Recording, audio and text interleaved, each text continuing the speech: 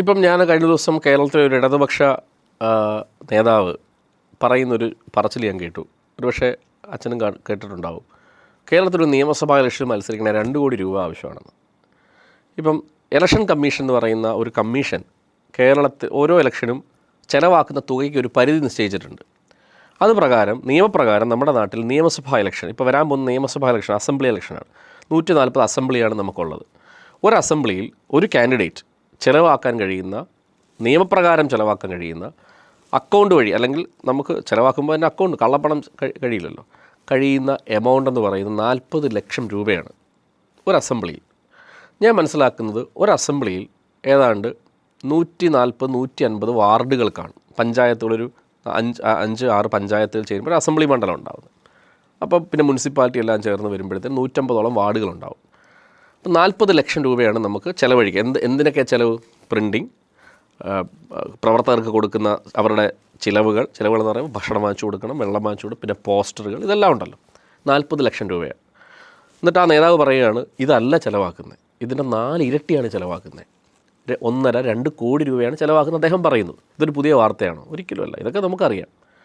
ഇപ്പോൾ കേരളത്തിലെ ഒരു MP കഴിഞ്ഞ ലോക്സഭാ ഇലക്ഷനിൽ ജയിച്ചതിന് ശേഷം അദ്ദേഹം കൊടുത്ത സത്യവാങ്മൂലം, അതായത് ചിലവാക്കി തുകയ്ക്ക് കൊടുത്ത സത്യവാങ്മൂലം പത്രത്തിൽ അച്ചടിച്ചു വന്നു. MP പറഞ്ഞിരിക്കുന്ന ചിലവ് 13 ലക്ഷം രൂപയാണ് ലോക്സഭാ മണ്ഡലത്തിൽ ഞാൻ ചിലവഴിച്ചതെന്നാണ് അദ്ദേഹം സത്യവാങ്മൂലം കൊടുത്തത്. ആരെയാണ് പൊട്ടനാക്കുന്നത്? കാരണം ഞാൻ ആ ലോക്സഭയിലെ മണ്ഡലത്തിലെ മുഴുവൻ പോസ്റ്റർ നമ്മൾ പോയി എണ്ണിയാൽ, ഒരു പോസ്റ്ററിന് എന്തായാലും ഒരു നിശ്ചിത പൈസ ഉണ്ടല്ലോ, അത് എണ്ണിയാൽ തന്നെ എത്ര എമൗണ്ട് വരും നമുക്കറിയാം. അപ്പോൾ ഇത് എവിടെ നിന്നാണ് ഈ പണം വരുന്നത്? 2.5 കോടി 3 കോടി. ഇപ്പോൾ കഴിഞ്ഞ ദിവസം മറ്റൊരു നേതാവിനെതിരെ ഒരു ഫിനാൻസ് ഉടമ പറഞ്ഞത് കേട്ടു, ഞങ്ങൾ 2 കോടി കൊടുത്തു. നമ്മളിത് കണ്ടിട്ട് ഇങ്ങനെ ഇരിക്കട്ടെ, 2 കോടി 3 കോടിയൊക്കെ നമ്മൾ 500 രൂപയ്ക്ക് വേണ്ടി ആ മനുഷ്യനിവിടെ രാവിലെ ജോലി ചെയ്യുന്നത്. 500 രൂപ അത് കിട്ടാൻ തന്നെ എന്ത് പ്രയാസമാണ്. രാവിലെ പോയി വൈകിട്ട് ജോലി ചെയ്യുന്നിട്ട് 8 മണിക്ക് ജോലി ചെയ്തിട്ട് സാറേ ശമ്പളം എന്ന് പറയുമ്പോൾ 800 രൂപ എടുത്ത് കൊടുക്കാൻ നാട്ടിലില്ലാത്തടത്താണ് 2 കോടി 3 കോടിയെ കൊടുക്കുക. എവിടെ നിന്നാണ് കൊടുക്കുന്നത്? ഇതിൻ്റെ വരവെങ്ങനെയാണ്? ഇതാരാണ് ചിലവാക്കുന്നത്? ഭീകരമല്ലേ? ഇങ്ങനെ ഒരു പൊളിറ്റിക്സിൽ ഒരു സാധാരണക്കാരൻ, ഞാൻ പലപ്പോഴും ആലോചിച്ചിട്ടുണ്ട്. ഇപ്പോൾ ഞാൻ ഒരു സാമൂഹ്യ രാഷ്ട്രീയ പ്രവർത്തന നിലയിൽ പലപ്പോഴും ഫ്രസ്ട്രേറ്റഡാണ്. എന്തിനിത് ചെയ്യുന്നു? നമുക്ക് ചിലവഴിക്കാൻ കഴിയും. ഈ പൈസ എവിടെ നിന്ന് കിട്ടും? നമുക്ക് ആര് തരുമെന്നല്ല, ആര് തന്നാൽ എവിടെ നിന്ന് ഇത് കിട്ടും? ഇത് കള്ളപ്പണമാണ്. ഇതിന് യാതൊരു അതാണ് പവർ പൊളിറ്റിക്സ് എന്ന് പറയുന്നത്, അതായത് മണി പൊളിറ്റിക്സ്. ആ പൊളിറ്റിക്സ് സാധാരണ ഒരു ചെറുപ്പക്കാരനെ സംബന്ധിച്ച്, അല്ലെങ്കിൽ ഒരു മനുഷ്യനെ സംബന്ധിച്ച് ഇത്തരം ഒരു പണം സമ്പാദിക്കുന്ന മാർഗ്ഗമായിട്ടൊന്നും ആരും പൊളിറ്റിക്സിനെ കാണുന്നില്ല.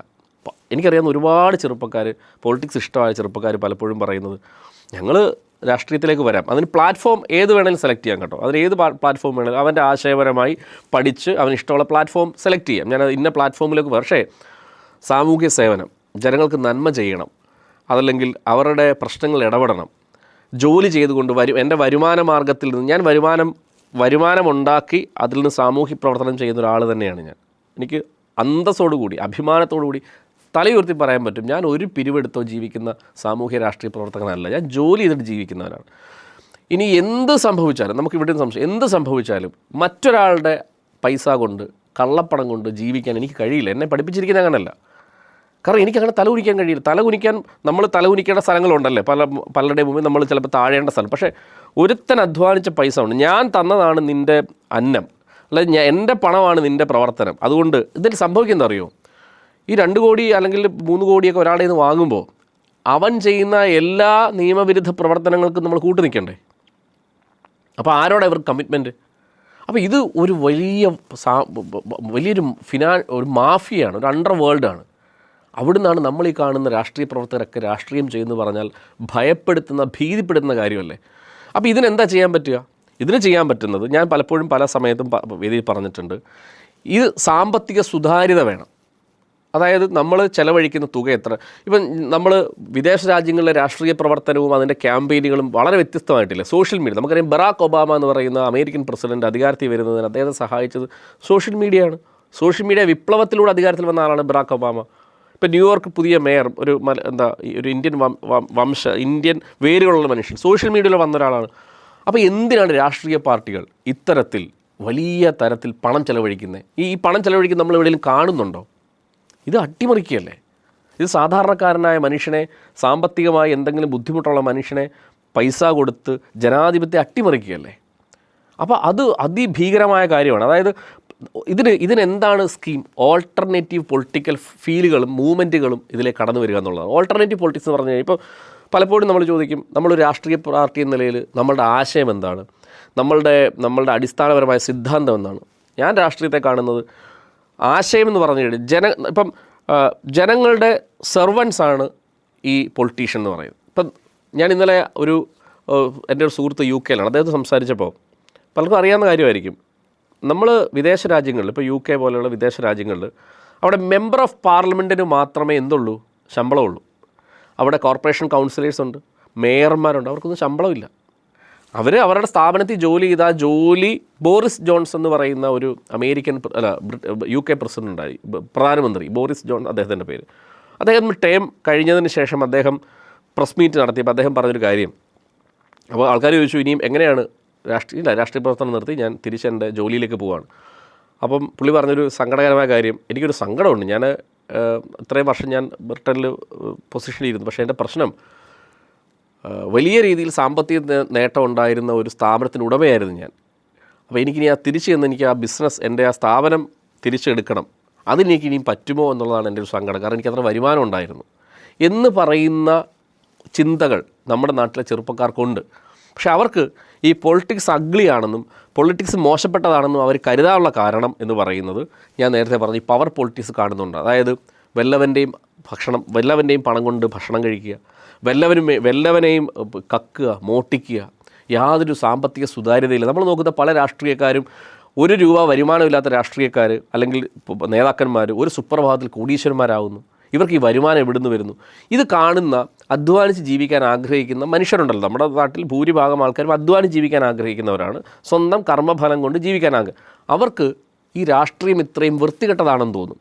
അപ്പോൾ അവിടെ ഒരു വെൽഫെയർ ഓൾട്ടർനേറ്റീവ് പൊളിറ്റിക്കൽ സ്കീമുകൾ വരണം, മൂവ്മെൻറ്റുകൾ വരണം. പക്ഷേ ആ മൂവ്മെൻറ്റുകൾ വരത്തക്ക രീതിയിലുള്ള സാമൂഹ്യ ബോധം നമ്മുടെ മനുഷ്യർക്ക് ഇപ്പോഴും ആയിട്ടില്ല. നമ്മൾ വലിയ വർത്തമാനമൊക്കെ പറയും, വലിയ രീതിയിൽ സംസാരിക്കും, ഇവരെല്ലാം കള്ളന്മാരാണ്, ഇവർ കൊള്ളക്കാരാണെന്നൊക്കെ സംസാരിക്കുമെങ്കിലും നമ്മൾ സമയമാകുമ്പോൾ നമ്മൾ എന്ത് ചെയ്യും? നേരത്തെ പറഞ്ഞ പവർ പൊളിറ്റിക്സിൻ്റെ ചില സവിശേഷമായ സാഹചര്യങ്ങൾ അടിമപ്പെട്ടു പോകും. സാമ്പത്തികം, ജാതി, മതം, ഇതിൻ്റെയൊക്കെ പുറത്ത്. അപ്പോൾ നമ്മളെ ഇങ്ങനെ സോക്കോൾഡ് രാഷ്ട്രീയം പറയുന്ന ആൾക്കാർ എപ്പോഴും നമ്മളെ ഒരു പ്രത്യേക സമയം എത്തുമ്പോൾ വോട്ട് ക്രമീകരിക്കുന്നതിൻ്റെ ഭാഗമായി നമ്മുടെ മനസ്സിലേക്ക് നമ്മുടെയൊക്കെ ഉള്ളിലുള്ള നമ്മുടെയൊക്കെ പ്രത്യേകതരം വിശ്വാസത്തിൻ്റെ ഭാഗമുള്ള ഫീലിങ്സുകളെ ഉത്തേജിപ്പിക്കുകയും ബാക്കിയുള്ള ചിന്തകളെയൊക്കെ നമ്മൾ സൈഡ് ലൈൻ ചെയ്തിട്ട് നമ്മളെ കൊണ്ട് വോട്ട് ചെയ്യിപ്പിക്കുകയും ചെയ്യും. ഇങ്ങനെ വോട്ട് ചെയ്യിപ്പിച്ച് ജനാധിപത്യ രാജ്യമാണ് നമ്മുടെ രാജ്യം നമ്മൾ പറയുമ്പോഴും ജനാധിപത്യം അതിൻ്റെ എല്ലാ രീതിയിലും പൂർണ്ണമായ തോതിലായിട്ടുണ്ടോ? ജനങ്ങൾക്ക് ഇപ്പം നമ്മൾ പറയാറുണ്ട്, ജനങ്ങൾക്ക് വേണ്ടി ജനങ്ങളാൽ തിരഞ്ഞെടുക്കപ്പെടുന്ന സംവിധാനം. അങ്ങനെയാണോ? അല്ല. ജനങ്ങൾക്ക് എന്ത് വോയിസ് ആണല്ലോ? നിയമമേഖലയിൽ വോയിസ് ഉണ്ടോ? അല്ലെങ്കിൽ അവൻ്റെ വ്യക്തിപരമായ ലൈഫിൽ അവന് അച്ചീവ്മെൻറ്റ്സ് ഉണ്ടാക്കാൻ സാധിക്കുന്നുണ്ടോ? കുറേ സമ്പത്തുള്ള, ഇപ്പം നമ്മൾ കണക്കെടുക്കുമ്പോൾ ഇന്ത്യയിൽ ശതകോടീശ്വരന്മാരെന്ന് പറയുന്ന 5% ഉള്ളൂ. അവർക്ക് വേണ്ടിയുള്ള നയങ്ങൾ, അവർക്ക് വേണ്ടിയുള്ള തീരുമാനങ്ങൾ, അവർക്ക് വേണ്ടിയുള്ള നിയമങ്ങൾ ഉണ്ടാകുന്നു. സാധാരണക്കാരൻ മതത്തിൻ്റെയും ജാതിയുടെയും വർഗ്ഗത്തിൻ്റെയും വർണ്ണത്തിൻ്റെ അടിസ്ഥാനത്തിൽ അവനെ ഡിവൈഡ് ചെയ്ത് ഇപ്പോഴും ഭരിക്കുന്നു. ഇതുതന്നെ ബ്രിട്ടീഷുകാരും ചെയ്തുകൊണ്ടിരുന്നത്. ബ്രിട്ടീഷുകാർ പോയപ്പം അതിനുശേഷം വന്ന തലമുറയിൽ നല്ല രാഷ്ട്രീയക്കാരില്ലെന്നല്ല ഞാൻ പറയുന്നത്, ഉണ്ട്. പക്ഷേ പലപ്പോഴും ഈ ഒരു എന്താ പറയുക, ഒരു പവർ പൊളിറ്റിക്സ് രാഷ്ട്രീയത്തിൽ നിലനിൽക്കാൻ വേണ്ടി, സമ്പത്തിൽ നിലനിൽക്കാൻ വേണ്ടി, അത് ആർജിക്കാൻ വേണ്ടി ഈ പറയുന്ന രാഷ്ട്രീയത്തെ മലിനമാക്കുന്ന രീതിയുണ്ട്. അവിടെ നിന്ന് ഒരു ഓൾട്ടർനേറ്റീവ് പൊളിറ്റിക്സ് എന്ന് പറയുന്നത് കടന്നു വരണം. ഓൾട്ടർനേറ്റീവ് പൊളിറ്റിക്സുകൾക്ക് ഇന്ത്യയിൽ വലിയ മൂവ്മെൻറ്റുകൾ ഉണ്ടായിട്ടുണ്ട്, ഒരുപാട് മൂവ്മെൻറ്റുകൾ ഉണ്ടായിട്ടുണ്ട്. ഇപ്പം നമ്മൾ നേപ്പാളിനെ പറ്റി പഠിക്കുമ്പോൾ ഇപ്പോൾ ഈ ഇടയ്ക്ക് നടന്ന ചരിത്രപരമായ നേപ്പാൾ സമരം, ജെൻസി സമരത്തെ പറ്റി നമ്മൾ പറയാതെ പോകാതിരിക്കാൻ സാധിക്കുമോ? നേപ്പാൾ എന്താ സംഭവിച്ചത്? അവിടെ 6 മാസം കൂടുമ്പം പ്രധാനമന്ത്രി മാറും, 3 മാസം കൂടുമ്പോൾ മന്ത്രിമാർ മാറും, പിന്നെ 1 വർഷം കൂടുമ്പം ഒരു മന്ത്രിസഭ തന്നെ മാറും. രാജഭരണം അവരിങ്ങനെ മാറി ഭരിക്കുകയാണ്. എല്ലാ സുഖങ്ങളും സൗകര്യങ്ങളും അവർക്ക് കിട്ടുന്നുണ്ട്. നാട്ടിലെ ചെറുപ്പക്കാർക്ക് തൊഴിലില്ല, ആ രാജ്യത്തേക്ക് തൊഴിലവസരമില്ല, പട്ടിണിയാണ്. അപ്പോൾ ഒരു സുപ്രഭാതത്തിൽ ഇതിനെപ്പറ്റി ഇവർ സംസാരിക്കുമ്പോൾ സർക്കാരിന് മനസ്സിലായി ജനങ്ങളിത് സംസാരിച്ച പ്രശ്നമാണെന്ന് കണ്ടിട്ട് അവർ സോഷ്യൽ മീഡിയ ബാൻ ചെയ്തു. നാട്ടിലേക്ക് ജനങ്ങൾ മുഴുവൻ ഒരു പാർട്ടിയുടെ ഒരു ബാനറല്ല അവരിറങ്ങിയത്. ജനങ്ങൾ കൂട്ടത്തോടെ തെരുവിലിറങ്ങി, പ്രധാനമന്ത്രിയെ അട്ടിമറിച്ചു, പിന്നെ പ്രസിഡൻ്റിൻ്റെ കൊട്ടാരം കയ്യേറി, അവർ പിന്നെ വലിയ ഇവരുടെ മന്ത്രിമന്ദിരങ്ങൾ കയ്യേറി. തകർന്നില്ലേ? ഈ പറയുന്ന പവർ പൊളിറ്റിക്സിൻ്റെ എല്ലാ സാധ്യതകളും തകർന്നില്ലേ? നമ്മൾ കണ്ടതല്ലേ, ജനങ്ങൾ പബ്ലിക് റോഡിൽ മന്ത്രിമാരുടെ വാഹനങ്ങൾ കയ്യേറി അതിനകത്ത് യാത്ര ചെയ്യുന്ന ജനങ്ങളെ കണ്ടു. ശ്രീലങ്കയിൽ നമ്മൾ കണ്ടതല്ലേ. അപ്പോൾ ഒരു സമയത്ത് ഇത് കുറേ നാൾ ഇങ്ങനെ ജനങ്ങളെ കബളിപ്പിച്ച് കൊണ്ടുപോകാനൊന്നും കഴിയില്ല. പക്ഷേ ഞാൻ ഇപ്പോഴും മനസ്സിലാക്കുന്നത് ഈ നേപ്പാൾ പോലെ, ശ്രീലങ്ക പോലെ, മറ്റ് വിദേശ രാജ്യങ്ങൾ പോലെ ഒരു സാമൂഹ്യ ബോധമുള്ള ഒരു സിവിക് സൊസൈറ്റിയായി നമ്മളിപ്പോൾ രൂപാന്തരപ്പെട്ടിട്ടില്ല. അതിൻ്റെ ബുദ്ധിമുട്ട് നമുക്കുണ്ട്. അപ്പോൾ പവർ പൊളിറ്റിക്സ് എന്ന് പറയുന്നത് എപ്പോഴും ജനങ്ങളെ അടിച്ചമർത്തപ്പെടാൻ വേണ്ടിയുള്ള ഒരു സംവിധാനമാണ്. അതിൽ സമ്പത്തെന്ന് പറയുന്നത് വലിയ ഭീകരമായിട്ട് ഒഴുകുന്നുണ്ട്. പറഞ്ഞു പോയ ഒരുപാടുണ്ട്. ഇപ്പോൾ ഡ്രഗ്സിൻ്റെയൊക്കെ ബിസിനസ്സൊക്കെ ഇന്ത്യയിൽ നമ്മൾ വിചാരിക്കുന്ന പോലെ ഇപ്പോൾ കഴിഞ്ഞ ഒരു മാസം മുമ്പ് ഞാൻ കണ്ടത് 1600 കോടി രൂപയുടെ ഡ്രഗ്സ് ആണ് ഗുജറാത്ത് തീരത്ത് പോലീസ് പിന്നെ ഇന്ത്യൻ നാവികസേന പിടിച്ചത്. 1600 കോടി രൂപ ഡ്രഗ്സ് കപ്പലോട് ഒന്ന് പിടിക്കുകയാണ്. അപ്പോൾ ഇതിന് മുമ്പ് ഈ ഡ്രഗ്സ് ഇന്ത്യയിൽ വന്നിട്ടില്ലേ? ആദ്യമായിട്ടാണ് ഇത് വരുന്നത്. അപ്പം പറഞ്ഞു പോകാൻ ഒരുപാടുണ്ട്.